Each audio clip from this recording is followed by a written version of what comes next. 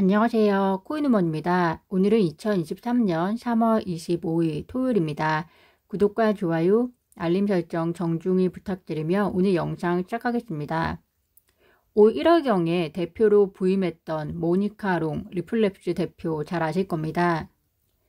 최근 CNBC와 가진 인터뷰에서 팩트와 법은 리플을 SEC와의 소송에서 승소하게 할 것이고, 최근 은행 위기 속에서 오히려 더 견고하게 유지되고 있는 암호화폐 산업은 앞으로도 지속될 것이라는 전망을 밝혔습니다.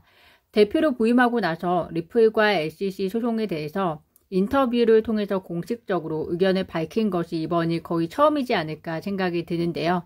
시장의 관심에 대한 반응과 그리고 약식 판결에 대한 리플의 기대를 다시 한번 확인할 수 있는 인터뷰라고 보여집니다.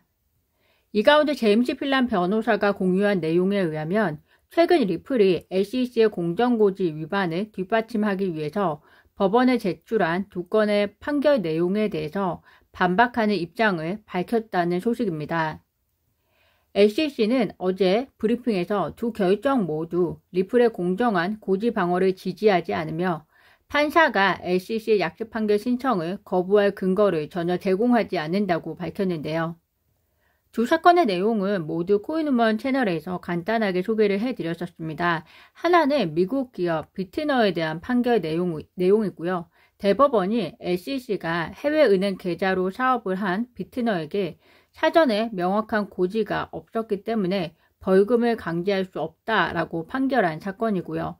이때 판결문에서 대법원은 SEC가 일반인이 이해하는 언어로 세계에 공정한 고지를 해야 한다라고 강조를 했었습니다. 다른 한 사건은 SEC의 바이낸시 보이저 자산 인수 반대와 관련해서 판결한 내용인데요. 이때 파산 법원은 SEC의 반대 이유가 불충분하고 채권자를 보호하는 것이 더 중요하다며 바이낸시의 보이저 자산 인수를 승인을 했습니다. 이때 판사는 암호화폐 산업이 그동안 지속되어 있는 동안 규제가 계속해서 불명확해 왔다는 표현을 판결문에 적었었는데요. 이 내용이 결국 규제 기관이 제공해줘야 하는 공정고지와 관련해서 공정고지 위반과 관련이 있다고 생각한 리플과 SEC 소송에 있어서 공정고지 위반을 뒷받침하기 위한 판결 내용으로 제출을 했었습니다. 이에 대해서 SEC는 우선 미국 기업 비트너 사건은 형사법상 관용 법칙, 법이 불분명할 때 피고에게 유리한 판결을 내려야 한다는 법칙이 적용된 것으로 민사소송인 리플과는 전혀 다른 사례이기 때문에 리플이 주장하는 공정고지 위반을 지지하기 위해서는 적용되어서는 안 되고, 설사 민사소송에 적용이 되더라도 리플은 책임을 면제할 수 없다라고 반박을 했습니다. 바이낸시 보이저 자산 인수 사건에 대해서는 SEC는 해당 소송은 파산 계획에 대한 내용으로 리플 소송 성격과는 다른 문제이고, 특히 리플이 파산 법원의 진술들을 잘못 특정짓고 맥락을 벗어난 문구를 선택해서 공정고지와 관련된 내용이라고 주장한다라고 밝혔습니다. 이에 대해서 제레미 호건 변호사는 SEC의 행태는 판사가 암호화폐 시장의 명백한 불확실성에 직면하고 있다라고 말한 것을 인정하지 않으려고 하는 시도라고 하고 있고요. 존 디튼 변호사는 대법원 판결인 비트너 사건의 경우에 물론 XRP 보유자들이 대법원까지 가는 것이 원치는 않겠지만 어쨌든 이 대법원 판결에서 쓰인 리플의 공정한 고지 방어에 유리한 언어들은 리플의 공정한 고지 방어와 브리핑을 조정했던 사람 밑에서 일했던 고르시 판사로부터 왔다는 것을 잊지 말아야 한다라고 덧붙였습니다. 즉 형사소송이건 민사소송이건 그 판결을 하면서 공정고지에 유리한 표현을 한 판사가 어디로부터 온 사람인지 어떤 가치관을 가지고 있는 사람인지 잊지 말아야 한다는 것이고요. 개인적으로는 형사소송이건 민사소송이건 공정고지의 내용은 어느 소송의 성격에 특정 지을 만한 원칙 같은 것은 아니기 때문에 공정고지가 없을 때 관용의 법칙이라는 것이 형사소송에 적용되는 원칙이라고 할지라도 민사소송에서는 공정고지가 없을 때 적용할 수 있는 유리한 판결의 무언가가 있을 거라고 생각이 듭니다.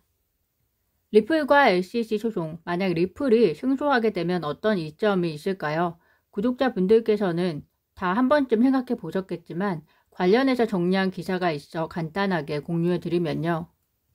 첫 번째가 XRP에 대한 법적 지위 명확화로 인해서 수요가 증가하고 이로 인해서 XRP의 가격이 상승한다는 내용이고요. 두 번째가 규제 불확실성에 직면한 다른 암호화폐를 위한 선례가 되기 때문에 투자자 입장에서는 더 광범위한 채택이 이루어질 수 있다 이고요. 세 번째가 업계의 주요 불확실성 요인이었던 암호화폐 규제 현황을 더 명확하게 또 더 유리하게 할 수 있다는 장점이 있고요. 네 번째로 국경을 초월한 결제 솔루션과 같은 리플 솔루션의 채택 증가와 회사의 추가 성장으로 이어질 수 있다는 점이고요. 마지막으로 리플의 평판이 회복되면서 파트너십과 투자가 더 많이 증가할 수 있다라고 이야기를 하고 있습니다.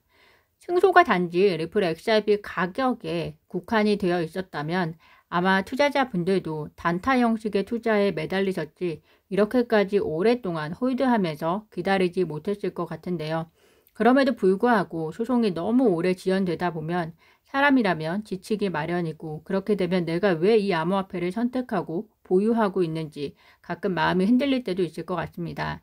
장기 보유자분들이라면 다시 한번 생각해 볼 수 있는 내용인 것 같으니 참고해 보시면 좋을 것 같습니다.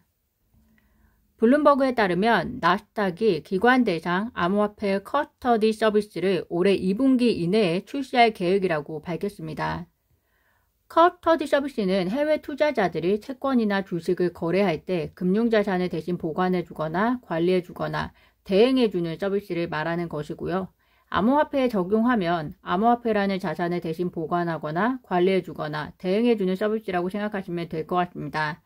나스닥이 기관 대상 암호화폐 커스터디 서비스를 출시한다는 것은 어떻게 보면 결국 암호화폐 시장에 진입하기 위한 첫 삽을 뜨겠다는 것으로 생각이 되는데요. 커스터디 서비스가 금융자산을 보관, 관리해주는 업무이기 때문에 어떻게 보면 가장 기본적인 금융 서비스이면서 따라서 나스닥이 이 서비스를 통해서 앞으로 암호화폐 관련 추가적인 서비스를 확장해 나가지 않을까 생각이 듭니다. 안정적인 것을 선호하는 기관들의 경우에는 나스닥의 커스터디 서비스를 이용할 가능성도 앞으로 높을 것 같은데요. 현재 미 연준은 커스터디아라는 크립토 뱅크에게는 충분한 자본 및 자원을 가지고 있다고 해도 리스크 관리 수준이 불충분하기 때문에 마스터 계정 발급 신청을 계속해서 거부하고 있는데요. 마스터 계정은 계정주와 그리고 미국 내 지급준비은행의 상호 금융 권리와 의무에 대한 기록으로 마스터 계정이 없는 핀테크 및 암호화폐 사업자들은 마스터 계정을 보유한 중개은행을 껴야지만 합법적인 사업 운영이 가능하다는 것을 암호화폐 투자자분들이라면 잘 아실 겁니다. 이런 커스터디아 크립토 뱅크에게는 마스터 계정 신청이 불가하다고 평가한 미국이 이번 나스닥의 암호화폐 커스터디 서비스는 허용할지 궁금합니다. 캐시우드가 이끄는 자산운용사 아크 인베스트먼트가 23일 1,800만 달러 상당의 코인베이스 주식을 추가 매입했다는 소식입니다. 코인베이스가 SEC로부터 웰시 노티스를 받았다고 소식이 들리는 하루 전에 아크 인베스트먼트는 1,350만 달러 상당의 코인베이스 주식을 매도했다고 보도가 되었었는데요. 폭락 직전에 매도했다가 폭락 이후 빠르게 사들이는 아크 인베스트먼트의 공격적인 투자 흐름이 참 흥미롭습니다. 기관의 정보력과 그리고 이에 따른 빠른 속도의 움직임을 개인이 따라가기는 분명히 한계가 있는 점도 있는 것 같습니다.